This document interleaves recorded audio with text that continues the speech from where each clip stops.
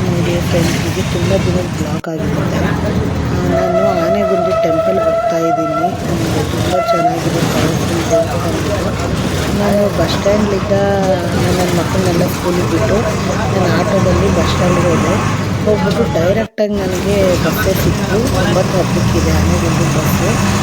Okay, ಅಲ್ಲಿಗೆ ನೀವು actually complete Gangavathi ಬಸ್ಸನ್ನು ಹತ್ಬೋದು. ಬಟ್ ಅದಾದರೆ ಯೂನಿವರ್ಸಿಟಿ ಮೇಲ್ಗಡೆ ಹೋಗುತ್ತೆ. ನೀವು ಡೈರೆಕ್ಟಾಗಿ ಕಡೆಬಾಗ್ಲ ಅಂತ ನೀವು ಬಸ್ಸಿಗೆ ಹೋದರೆ ತುಂಬ ಬೇಗ ನೀವು ದೇವಸ್ಥಾನಕ್ಕೆ ತಲುಪಬಹುದು. ಅಲ್ಲಿಂದ ನಾವು ಆಟೋಕ್ಕೆ ಹೋಗಬೇಕಾಗುತ್ತೆ. ಅಲ್ಲಿ ನಿಮಗೆ ರೂಟ್ಸ್ ಎಲ್ಲ ನಾನು ವಿಡಿಯೋದಲ್ಲಿ ಹಾಕಿರ್ತೀನಿ. ನಾವಿವಾಗ ನೋಡಿ ಆನೆಗುಂದಿಲಿಂದ ಕಡೆಬಾಗ್ಲ ತನಕ ಹೋಗ್ತಾ ಇದ್ದೀವಿ. ಇವಾಗ ಕಡೆಬಾಗ್ಲ ಬಸ್ ಸ್ಟಾಪಲ್ಲಿ ಇದ್ದೀನಿ ನಾನು. ಬಸ್ಸು ನಮಗೆ ಸ್ಟಾಪ್ ಮಾಡಿದ್ದು. ಇಲ್ಲಿಂದ ಆಟೋ ಬರುತ್ತೆ, ಒಬ್ಬರಿಗೆ 20 ರೂಪಾಯಿ ಸೀಟು. ನಾನು ಇವಾಗ ಆಟೋಕ್ಕೆ ಹೋಗ್ತಾ ಇದ್ದೀನಿ. ತುಂಬ ಚೆನ್ನಾಗಿರುತ್ತೆ. ಆಮೇಲೆ ಇವತ್ತು ವಿಶೇಷವಾದ ದಿನ ಆಗಿರುತ್ತೆ. ಏನು ಅಂತಂದರೆ ಎಲ್ಲರೂ ಗೆಸ್ ಮಾಡಿ ಏನು ಅನ್ನೋದನ್ನು. ಆ್ಯಕ್ಚುಲಿ ಇವತ್ತು ಗುರು ಪೂರ್ಣಿಮೆ. ನಾವು ನಮ್ಮ ಫಸ್ಟ್ ಗುರುಗಳಾದ ನಮ್ಮ ತಂದೆ ತಾಯಿನ, ಆಮೇಲೆ ನಮ್ಮ ಹಿರಿಯರನ್ನ ಎಲ್ಲರನ್ನ ನೆನೆಸ್ಕೊಳ್ತಾ, ಈಗ ಅವರು ಯಾವುದೋ ಒಂದು ರೂಪದಲ್ಲಿ ನಮ್ಮ ಹತ್ರ ಇದ್ದೇ ಇರ್ತಾರೆ. ಬಟ್ ಭಕ್ತಿ ಅನ್ನೋದಿದೆಯಲ್ಲ, ತುಂಬ ದೊಡ್ಡದು ಸ್ಥಾನ ಹೊಂದಿರುತ್ತೆ. ಇದು ಆನೆಗುಂದಿದು ನಮಗೆ ಅಲ್ಲಿಂದಲೇ ಸ್ಟಾರ್ಟ್ ಆಗುತ್ತೆ. ಬಟ್ ಇವಾಗ ನಾನು ವೀಡಿಯೋ ಮಾಡ್ಕೋಬೇಕಾದ್ರೆ ಅದೇನಾಯಿತು, ಆಟೋ ಒಂದು ಸ್ವಲ್ಪ ಫಾಸ್ಟಾಗಿ ಹೋಗ್ತಾಯಿದ್ರು. ಹಾಗಾಗಿ ಕೆಲವೊಂದು ಟೈಮೆಲ್ಲ ವೀಡಿಯೋ ಮಾಡ್ಕೊಳಕ್ಕಾಗಿಲ್ಲ. ನೆಕ್ಸ್ಟ್ ಟೈಮ್ ಹೋಗೋಬೇಕಾದ್ರೆ ನಾನು ನಿಧಾನಕ್ಕೆ ವೀಡಿಯೋ ಮಾಡ್ಕೊತೀನಿ. ಆಮೇಲೆ ನಾನು ಇವಾಗ ನೋಡಿ ಮೇಲ್ಗಡೆ ಇಲ್ಲಿ ಏನಾದರೂ ವೆಹಿಕಲ್ಸಲ್ಲಿ ನೀವೇನಾದ್ರು ಬಂದರೆ ಪೆಟ್ರೋಲ್ ಬಂಕೂ ನಿಯರಲ್ಲಿದೆ. ಆನೆಗುಂದಿ ಹತ್ರ ಹೋದರೆ ನಿಮಗೆ ಒಂದು ಪೆಟ್ರೋಲ್ ಬಂಕ್ ಒಂದು ಸಿಗುತ್ತೆ. ಅಲ್ಲಿಂದ ನೀವು ಆನೆಗುಂದಿಯಲ್ಲಿ ಚಿಂತಾಮಣಿ ಮಠ ಅಂತ ಇದೆ. ನೀವು ಅಲ್ಲಿಗೆ ಹೋಗಾದರೂ ನೀವು ದುರ್ಗಾದೇವಿ ಟೆಂಪಲ್ಗೆ ಹೋಗ್ಬೋದು. ನೀವು ಹೊಸಪೇಟೆಲಿದ್ದ ಹಂಪಿಗೆ ಬಂದಾದಮೇಲೆ ಹಂಪಿಯಲ್ಲಿನೂ ತುಂಬ ದೇವಸ್ಥಾನಗಳಿದೆ. ಆಮೇಲೆ ಇಲ್ಲಿನೂ 2 ರೂಟ್ ಇದೆ. ಅಲ್ಲಿ ನಿಮಗೆ ಆನೆಗುಂದಿಗೆ ಹೋಗಬೇಕಾದ್ರೆ ಚಿಂತಾಮಣಿ ಮಠಕ್ಕೆ ಹೋಗೋದೇ ಬೇರೆ ರೂಟು. ಆಮೇಲೆ ಇದು ಆದಿಶಕ್ತಿ ಅಂದರೆ ದುರ್ಗಾದೇವಿ ಅವತಾರ, ಆ ಟೆಂಪಲ್ಗೆ ಹೋಗೋ ರೂಟು. ಆಮೇಲೆ ನಾನು ಯಾವಾಗಲೂ ಹೇಳ್ತಾ ಇರ್ತೀನಿ, ನೀವೇನಾದ್ರು ಹಂಪಿಲಿಂದ ಬರ್ತಾಯಿದ್ರೆ ಕಲ್ಲಿನ ತೇರಿದೆಯಲ್ಲ, ಅಲ್ಲಿಂದ ಒಂದು ಬೋಟ್ ಬರುತ್ತೆ. ಆ ಬೋಟ್ಲಿಂದನೂ ಬಂದರೆ ಈ ಪ್ಲೇಸ್ಲಿಂದ ನಾವು ಬರ್ತೀವಿ. ಅದೂ ತುಂಬ ಚೆನ್ನಾಗಿರುತ್ತೆ. ಮಕ್ಕಳಿಗೆಲ್ಲ ನಾವು ಬೋಟನ್ನು ಕರ್ಕೊಂಡು ಬಂದಿದ್ವಿ. ಆಮೇಲೆ ವೆಹಿಕಲ್ಗೂ ಅಮೌಂಟು, ಆಮೇಲೆ ನಮ್ಮ ದೊಡ್ಡವ್ರಿಗೂ ಅಮೌಂಟ್ ತೊಗೋತಾರೆ. ಪರ್ ಪರ್ಸನ್ ಅಂತ ಅಮೌಂಟ್ ಅದು. ಆಮೇಲೆ ನೀವು ಹಂಪಿ ಸೈಡ್ ಎಲ್ಲಾದರೂ ಹೋಗಿ, ಹಂಪಿ, ಆನೆಗುಂದಿ, ಹುಲ್ಗಿ, ಕೊಪ್ಪಳ, ಗಂಗಾವತಿ ಈ ಕಡೆ ಸೈಡ್ ನೀವು ಹೋದಂಗೆಲ್ಲ ಗುಡ್ಡಗಳು ನೋಡೋದೇ ಒಂದು ಗುಡ್ಡ ಬೆಟ್ಟ ಆ ಥರ ನೋಡೋದೇ ನಿಮಗೆ ತುಂಬ ಚೆನ್ನಾಗಿರುತ್ತೆ. ಆಮೇಲೆ ಹಂಪಿ ಕಡೆ ಎಲ್ಲ ನೀವು ನೋಡ್ತಕ್ಕಂಥ ಏನಂದರೆ, ಒಂದೊಂದು ಬೆಟ್ಟದಲ್ಲೂ ಆಂಜನೇಯ ಮೂರ್ತಿಯ ಒಂದು ಕೆತ್ತನೆ ಇರುತ್ತೆ. ಇಲ್ಲಿಕಂದ್ರೆ ಅದು ನೋಡ್ತಾನೆ ಆಂಜನೇಯ ಅದರಲ್ಲಿ ಇದ್ದಾನೆ ಅನ್ನೋ ಥರ ಫೀಲಿಂಗ್ ಇರುತ್ತೆ. ಆ ಥರ ತುಂಬ ಚೆನ್ನಾಗಿರುತ್ತೆ. ನಾನು ನೋಡಿ ಮೇಲ್ಗಡೆ ಕಾಣಿಸ್ತಾ ಇದೆಯಲ್ಲ, ಅದೇ ಟೆಂಪಲ್ಲು, ತುಂಬ ಚೆನ್ನಾಗಿದೆ. ನಾನು ಏನು ಮಾಡ್ತೀನಿ, ಯಾವಾಗಲೂ ಅಲ್ಲೇ ಕಾರ್ನರಿಗೆ ಹೋಗ್ಬಿಡ್ತೀನಿ. ಹಂಗೆ ಹೋದರೆ ನೀವು ಆಟೋ ಹೋಯ್ತಲ್ಲ, ಆ ಥರ ಹೋದರೆ ನೀವು ಹುಲ್ಗಿಗೆ ಹೋಗ್ತೀರಾ, ಅಂಜನಾದ್ರಿ ಬೆಟ್ಟಕ್ಕೆ ಹೋಗ್ತೀರಾ. ನಾನಿವಾಗ ನೋಡಿ ಆರ್ಚಲ್ಲಿ ಅದು ಕಮಾನ್ ಇದೆಯಲ್ಲ, ಅಲ್ಲಿಂದ ಹೋಗ್ತಾಯಿದ್ದೀನಿ. ಅಲ್ಲೊಬ್ರು ಅಜ್ಜ ಕೂತ್ಕೊಂಡಿದ್ರಲ್ಲ, ಅವ್ರ ಹತ್ರ ನಾನು ತೆಂಗಿನಕಾಯಿ ಮತ್ತು ನಿಂಬೆಹಣ್ಣು ತೊಗೊಂಡಿರ್ತೀನಿ. ಮನೇಲಿದ್ದ ನಾನು ಪಲಾವು ಮತ್ತು ಡ್ರೈ ಫ್ರೂಟ್ಸ್ಲಿದ್ದ ಒಂದು ಸಲಾಡ್ ಮಾಡ್ಕೊಂಬಂದಿದ್ದೆ ದೇವ್ರಿಗೆ. ಆಮೇಲೆ ಇದು ತುಂಬ ಪವರ್ಫುಲ್ಲು ದೇವರು. ನನಗೆ ಈ ಸರಿ ಏನಂತಂದರೆ, ಒಂದು ಚೆನ್ನಾಗಿರೋದೊಂದು ಫ್ಲವರ್ ನನಗೆ ಸಿಕ್ತು. ಅದು ತುಂಬ ಅಂದರೆ ತುಂಬ ಪವರ್ಫುಲ್ ಇದೆ ಅದನ್ನು. ಆಮೇಲೆ ನಾನು ಉಡಕ್ಕಿ ಎಲ್ಲ ಕೊಟ್ಟೆ, ಸೀರೆ, ಹೂವು, ಬಳೆ, ಆಮೇಲೆ ತೆಂಗಿನಕಾಯಿ ಎಲ್ಲ ಕೊಟ್ಟೆ. ಅಲ್ಲಿ ಇವತ್ತು ವಿಶೇಷವಾದ ದಿನ ಅಂತ ಹೇಳಿದ್ನಲ್ಲ, ಸಾಮೂಹಿಕ ವಿವಾಹ ಇತ್ತು. ಆಮೇಲೆ ದಯಾನಂದ್ ಅಂತ ಅವರು ಸ್ವಾಮೀಜಿ ಅವ್ರ ಹೆಸರು, ಅವ್ರದ್ದು ತುಲಾಭಾರನೂ ನಡೆಯೋ ಅಂಥ ಸ್ಥಳ ಇದು. ಅಲ್ಲೆಲ್ಲ ಅಲಂಕಾರ ಮಾಡ್ತಾಯಿದ್ರು. ಸ್ವಾಮೀಜಿಯವ್ರನ್ನ ಹೆಂಗೆ ಕರೆಯೋದು, ಆಮೇಲೆ ಆ ಥರ ಎಲ್ಲ. ಆಮೇಲೆ ನಾನು ತುಪ್ಪದ ಆರತಿ ಎಲ್ಲ ಮಾಡಿದೆ. ಆಮೇಲೆ ಅಲ್ಲಿ ಏನು ಹೇಳ್ತಾರೆ, ಮತ್ತೆ ಮಂಗಳಾರತಿ ಎಲ್ಲ ಸ್ಟಾರ್ಟ್ ಆಯಿತು, ಗೋಪೂಜೆ. ಆಮೇಲೆ ಇದು ಹರಕೆ ಮರ ಅಂತ ಹೇಳ್ತೀವಿ ನಾವು. ನಾವೇನಾದರೂ ಅಂದ್ಕೊಂಡ್ರೆ ಅಲ್ಲಿ ಹರಕೆಯಲ್ಲಿ ತೆಂಗಿನಕಾಯಿ ಏನಾದ್ರು ಕಟ್ಟಿದರೆ ಅದು ತುಂಬ ಚೆನ್ನಾಗಿ ಒಳ್ಳೆಯದಾಗುತ್ತೆ, ಆಯಸ್ಸು ಆರೋಗ್ಯ ಅಂತ ಹೇಳ್ತೀವಿ.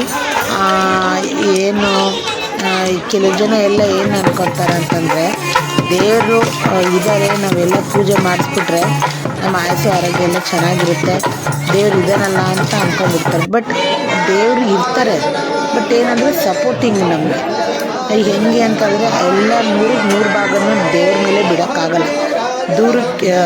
ದೇವ್ರಿಗೆ ನಾವು 60% ಆದರೂ ನಾವು ಸಲ್ಲಿಸಿಲ್ಲ ಅಂತಂದರೆ ಹೆಂಗೆ? ಆಮೇಲೆ ನನಗೆ ಹೋಮ ಹವನದಲ್ಲಿ ಕೂಡೋಕ್ಕೆ ಅವಕಾಶ ಸಿಕ್ತು. ಯಾಗಂತಂದರೆ ಅದು ದುರ್ಗಾ ಹೋಮ, ಅದು ಎಲ್ಲರಿಗೂ ಸಿಗಲ್ಲ.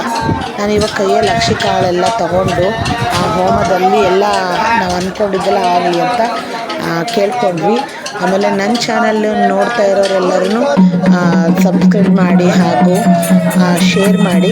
ಅವ್ರಿಗೂ ಎಲ್ಲ ದೇವರು ಆಯಸ್ಸು ಆರೋಗ್ಯ ಐಶ್ವರ್ಯ ಎಲ್ಲ ಚೆನ್ನಾಗಿ ಕೊಡಲಿ ಅಂತ ಬೇಡ್ಕೊತೀನಿ.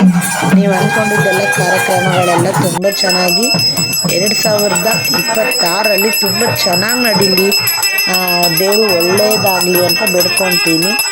ಪ್ಲೀಸ್ ನಮ್ಮ ಚಾನಲನ್ನು ಸಬ್ಸ್ಕ್ರೈಬ್ ಮಾಡಿ ಹಾಗೂ ಶೇರ್ ಮಾಡಿ, ಬೆಲ್ ಬಟನನ್ನು ಆಯ್ಕೆ ಮಾಡಿ. ಹೋಮ ಹವನ ಎಲ್ಲ ಆದಮೇಲೆ ದೇವರಿಗೆಲ್ಲ ಮಂಗಳಾರತಿ ಎಲ್ಲ ಆದಮೇಲೆ ಸ್ವಾಮೀಜಿಯವ್ರನ್ನ ತುಲಾಭಾರ ಮಾಡುವಂಥ ಸ್ಥಳಕ್ಕೆ ಕರ್ಕೊಂಡು ಹೋಗ್ತೀವಿ. ನೋಡಿ ಭಕ್ತಾದಿಗಳು ಎಷ್ಟೊಂದು ಜನ ಇದ್ದಾರೆ ಅಂತಂದರೆ ಹೇಳೋಕ್ಕಾಗಲ್ಲ, ಅಷ್ಟೊಂದು ಜನ ಭಕ್ತಾದಿಗಳು ಇವತ್ತು. ಸಾಮೂಹಿಕ ವಿವಾಹ, ಆಮೇಲೆ ಸ್ವಾಮಿಯರ್ದು ಅಂದರೆ ಗುರುಗಳ ಸ್ಥಾನದಲ್ಲಿ ಇರುವಂಥದ್ದು ತುಲಾಭಾರ ಎಲ್ಲ ನಡೀತು.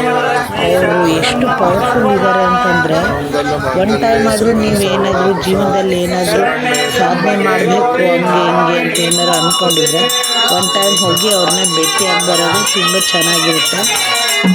ಆಮೇಲೆ ಅವರು ಯಾವ ಜಾತಿ ಭೇದ ಭಾವ ಏನು ನೋಡಲ್ಲ, ಒಳ್ಳೆ ಮನಸ್ಸು ಒಳ್ಳೆ ಭಕ್ತಿ ಇಷ್ಟಿದ್ರೆ ಸಾಕು. ದೇವರು ಎಲ್ಲರಿಗೂ ಇರುತ್ತೆ.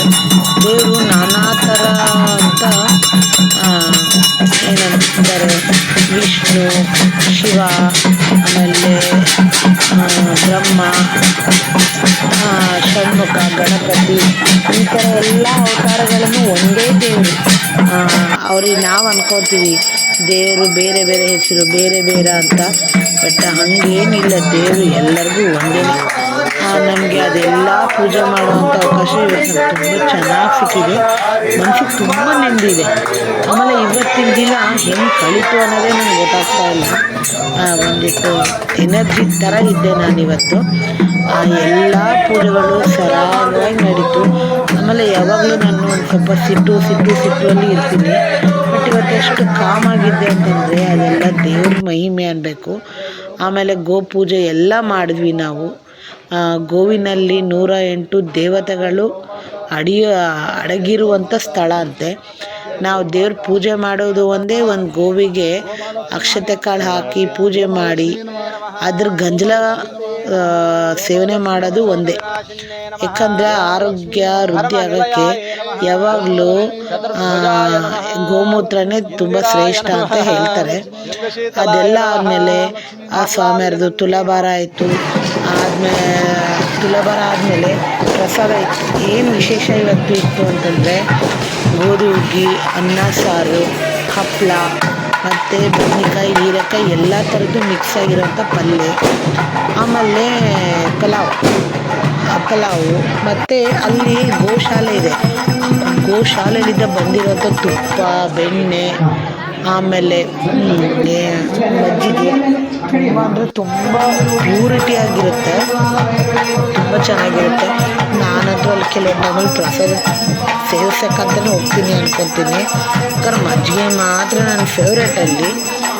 ಇಲ್ಲೆಲ್ಲರ ಸಾಂಬಾರಿಗೆ ತೆಂಗಿನಕಾಯಿ ಎಲ್ಲ ಇಟ್ಬಿಟ್ಟು, ಅರಕೆ ತೆಂಗಿನಕಾಯಿ ಅದನ್ನ ಇಟ್ಟು ತುಲಾಭಾರ ಮಾಡ್ತಾರೆ. ತುಲಾಭಾರ ಮಾಡ್ತಾನೆ ಸಾಂಬಾರು ಪವರ್ ಜಾಸ್ತಿ ಆಗ್ತಾ ಇರುತ್ತೆ. ಇದು ವರ್ಷಕ್ಕೊಂದ್ಸಲ ಗುರು ವಂದನಾ ಕಾರ್ಯಕ್ರಮ ಅಂತ ಮಾಡ್ತಾರೆ.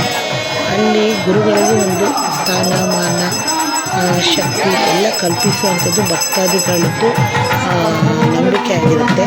ಆಮೇಲೆ ಮಂಗಳಾರತಿ ಮಾಡಿ ಒಬ್ಬರೊಬ್ರಿಗೆ ಎಲ್ಲ ಚೆನ್ನಾಗಿ ಕೊಟ್ಟು, ಆಮೇಲೆ ಇನ್ನೊಂದು ಏನು ವಿಶೇಷ ಗುರು ಪೂರ್ಣಿಮೆ ದಿನ ಅಂತಂದರೆ ಗುರುಗಳಿಗೆ ಆಶೀರ್ವಾದ ಮಾಡಬೇಕಾದ್ರೆ ನಾವು ಅವರು ನಮಗೆ ಚಿಲ್ಲರೆ ಕಾಸುಗಳನ್ನೆಲ್ಲ ಕೊಡ್ತಾರೆ.